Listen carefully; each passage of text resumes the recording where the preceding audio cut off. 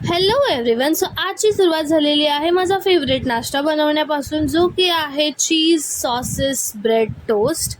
So इकडे मी तो ब्रेडवरती सगळे सॉसेस लावले आणि त्यांना गरम केलं आणि मस्त चहासोबत नाश्ता केला.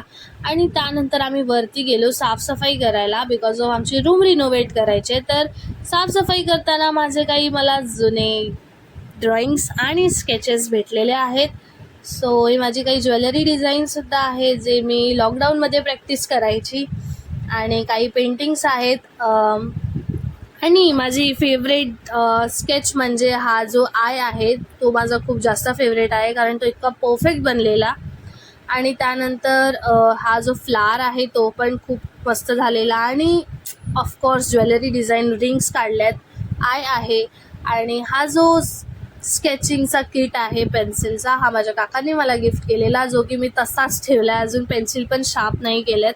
मला इतकी मारतील ना ज्यांचं स्वप्न असेल हे घ्यायचं, ती लोक. आता हा जो फ्रॉक आहे तो मी फर्स्ट टाईम माझ्या हाताने शिवलेला आहे, बेबी फ्रॉक. आणि नंतर हे माझे मेहंदीचे डिझाईन्स, जे की मी प्रॅक्टिस करायची.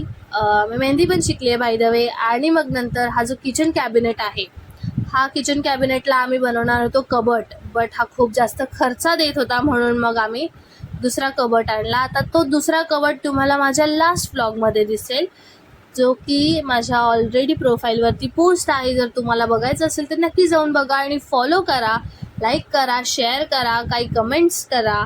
आणि मग आम्ही असंच दोघींनी मस्ती करत करत एकामेकांना शिव्या घालत घालत साफसफाई केली. ती ओल्या कपड्यांनी पुसत होती, मी झाडूने धूळ साफ करत होती, ती एवढ्या जागेवर जाऊन चिपकत होती.